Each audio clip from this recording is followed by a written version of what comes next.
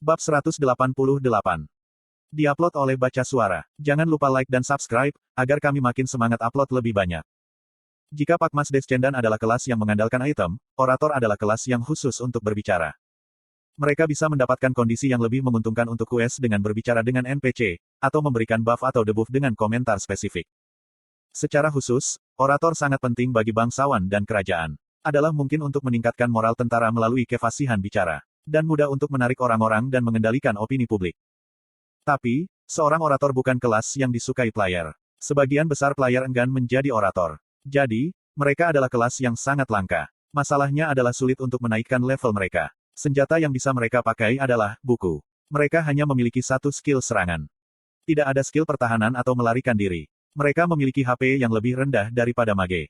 Pertama-tama, masalahnya adalah senjata mereka adalah sebuah buku. Sebuah buku memiliki opsi untuk menambah kekuatan narasi, tapi tidak memiliki kemampuan untuk meningkatkan magic power atau menyimpan sihir seperti orb. Mereka harus mengisi dengan senjata dan mengayunkannya ke sasaran. Tapi, apakah target akan terluka jika dipukul dengan buku? Tidak semuanya. Attack power-nya terlalu lemah. Sebuah buku memberikan damage jauh lebih sedikit daripada palu blacksmith. Satu-satunya skill serangan yang dimiliki orator adalah Spiteful Tough. Ini juga masalah. Itu sama sekali tidak praktis, karena ada cooldown 80 detik, dan hanya memberikan 200% damage pada satu target. Praktis mustahil bagi orator untuk berburu sendirian. Mereka harus mengandalkan perburuan di party. Sayangnya, sulit bagi seorang orator untuk menemukan party. Itu karena kurangnya durabilitas. Apa yang penting dari buff dan debuff besar? Itu jelas, ketika seorang orator berpartisipasi dalam pertempuran. Kata-kata mereka melelahkan. Anggota party juga harus mengawasi orator, untuk memastikan mereka tidak mati. Sebagian besar player tidak suka memiliki orator di party mereka. Selain dari kelas orator, ada priest, dark mage, dancer, linker, del untuk memberikan skill buff. Jadi, tidak perlu menambahkan orator yang tidak stabil ke party. Akibatnya, sangat sulit bagi orator untuk naik level melalui perburuan. Mereka tidak dapat naik level melalui produksi seperti kelas produksi. Jadi, mereka harus mengandalkan naik level melalui quest. Dengan kata lain, tingkat kesulitan untuk orator adalah yang tertinggi, di antara semua kelas di Satisfy. Dan sebagian besar player menghindari kelas orator, karena hal ini. Ini terlepas dari kenyataan jika orator adalah kelas yang bangsawan dan kerajaan di seluruh benua akan membayar mahal untuk itu. Grid benar-benar beruntung, mendapatkan orator peringkat 1 sebagai bawahannya. Apakah Grid tahu fakta seperti itu? Lowell bertanya ketika melihat Grid, yang selalu membuat Huroi menjalankan tugas. Pada saat yang sama, di pinggiran Winston. Pedang. Huroi, unik, yang memperoleh kelas kedua di Satisfy. Partisai mengerutkan kening pada debuff mengerikan, yang ditempatkan pada mereka. Sekarang, orator itu dipersenjatai dengan pedang. Terlebih lagi, pedang itu memiliki penampilan yang menyeramkan. Bukankah itu menyerupai pedang besar yang dulu pernah digunakan Grid, untuk menghancurkan mereka? Mereka merasa cemas, ketika ingatan buruk itu muncul. Tidak mungkin, tidak. Sai berusaha tenang, saat dia tersenyum canggung. Seorang orator yang dipersenjatai dengan pedang. Bukankah dia masih ancaman yang mudah? Benar. Apakah kamu menggertak? Kamu tidak bisa menggunakan itu. Benar. Huroi persis di peringkat ke-937 di Unifit Ranking. Ini adalah peringkat yang mirip dengan Sai, dan cukup tinggi untuk dibandingkan dengan Churp dan Sniffer. Namun demikian, alasan mengapa Sai berani menghadapi Huroi, adalah sederhana. Huroi adalah seorang orator. Bukankah orator yang paling lemah? Levelnya mungkin tinggi, tapi berkat kekuatan grid dan perburuan yang berulang. Huroi sendiri akan sangat lemah. Kenapa dia dipersenjatai dengan pedang? Sai dengan cepat menjadi gelisah. Sepertinya, dia tidak bisa memahami Huroi dengan benar. Petik 2. Awalnya, aku adalah eksistensi yang tak berdaya. Huroi menatap party Sai dan mengemukakan cerita lama. Aku menaikkan levelku, saat melakukan quest kecil. Lalu, suatu hari. Ya, dia pertama kali bertemu tuannya di Winston.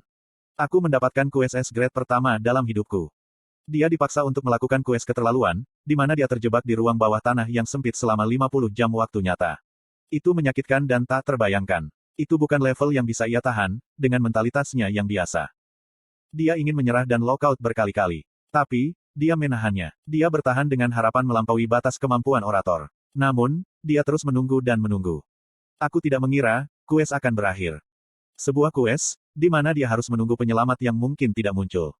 Huroi sudah setengah gila dengan quest itu. Dia tidak bisa lockout selama lebih dari 150 jam dalam waktu game, dan terjebak di tempat yang gelap. Naluri waktunya kabur. Dia tidak menyadari apa yang ia lakukan. Itu hanya neraka. Tepat sebelum batas waktu quest berakhir, sinar cahaya muncul di kegelapan. Itu adalah saat, ketika Grid muncul. Petik 2. Tuanku menyelamatkanku. Berkat dia, perjudianku tidak sia-sia, dan aku bisa menyelesaikan quest. Dia mendapat kekuatan baru. Kelas kedua, Apostle of Justice Partner. Asterisk keberanian yang tiada taraf. Asterisk ketika Anda bersama dengan Apostle of Justice, semua statistik akan meningkat sebesar 20%. Asterisk keahlian Unbreakable Justice dan Sacrifice for Justice dapat digunakan. Titel, seseorang yang mengatasi kesulitan. Asterisk memiliki kekuatan mental yang sangat tinggi. Asterisk tidak akan menyerah pada cobaan apapun. Asterisk skill, keinginan kuat, dapat digunakan. Tuan telah memberiku kekuatan baru. Sekarang, dia kuat. Dia hanya ada untuk tuannya. Aku tidak akan membiarkan siapapun menyakiti tuanku. Partisai sangat senang dengan cerita Huroi. Ini adalah kisah yang menyentuh. Grit, pria ini. Hatiku berat. Slot iklan. Kamu bisa pasang iklanmu di sini. Ini benar-benar orator. Kisah Huroi membuat orang harus mendengarkannya. Oleh karena itu, Partisai tidak dapat berkonsentrasi selain pada cerita Huroi. Sepertinya, mereka adalah tokoh protagonis dalam cerita itu. Mereka senang ketika Huroi sampai ke bagian ketika dia diselamatkan. Mereka tidak dapat untuk tidak memikirkan Grit sebagai sesuatu yang luar biasa, meskipun menjadi musuh mereka. Itu masalahnya. Anda menjadi terpesona oleh cerita yang menarik. Anda merasa seperti tokoh utama dalam cerita ini. Berkat ceritanya, Anda telah kehilangan semua rasa realitas. Anda tidak dapat memahami situasinya. Anda akan merasa konfus selama 3 detik. Heok. Awalnya, senjata orator adalah mulut mereka. Memberi orator kesempatan untuk menggunakan mulut mereka, tidak berbeda dengan bunuh diri. Apa ini? Kotoran. Apa skill penipuan ini? Kelompok saya tidak pernah memiliki pengalaman berurusan dengan orator. Sehingga, mereka menjadi mudah bingung. Huroi menatap mereka dan berteriak. Kamu berani mencoba membunuhku. Datang. Kuragemu telah meningkat. Serangan berikutnya akan menjadi crit hit. Ini adalah skill buff tertinggi dari seorang orator, yang menerapkan buff pada semua sekutu selama 2 detik. Kemudian, Huroi mengayunkan pedang hitamnya. Unbreakable Justice. Unbreakable Justice level 5, 88,1%. Menawarkan 650% dari attack powermu. Biaya mana? 500. Waktu cooldown, 100 detik. Unbreakable Justice adalah skill unik yang hanya bisa digunakan oleh Apostle of Justice dan partnernya. Itu menghasilkan damage di area yang luas dan waktu cooldown sangat singkat, dibandingkan dengan kekuatannya. Tapi, Grit hampir tidak pernah menggunakan Unbreakable Justice setelah mendapatkan Pakmas Swordsmanship. Dibandingkan dengan Pakmas Swordsmanship yang diberi peringkat legendari, Unbreakable Justice tidak memiliki kelebihan, kecuali jika itu adalah skill penggunaan langsung. Untuk Grit, itu lebih efisien mana untuk menggunakan Pakmas Swordsmanship daripada Unbreakable Justice. Tapi, Unbreakable Justice adalah skill utama Huroi. Dia tidak punya begitu banyak skill, sehingga dia sudah membangun kemampuan luar biasa dengan itu. Itu level 5. Sekarang, itu menangani damage area luas 650%. Selanjutnya, pedang hitam yang Huroi saat ini dipersenjatai dengan pedang satu tangan, produksi massal prototipe. Peringkat, unik. Daya tahan, 49/51. Attack power, 423. Attack speed, -7%. Akurat, -2%. Sebuah karya uji coba oleh Blacksmith legendaris G. Pedang satu tangan yang dapat dengan mudah digunakan oleh siapa saja, dan dirancang untuk mengerahkan attack power yang tinggi. Ini adalah desain agresif yang dibuat dengan merujuk Dainsleif reproduksi, dan telah berhasil memanifestasikan attack power yang hebat. Namun, ini menekankan kenyamanan. Sehingga, kesempurnaan secara keseluruhan buruk. Yang berarti, fungsi tambahan, seperti daya tahan lemah.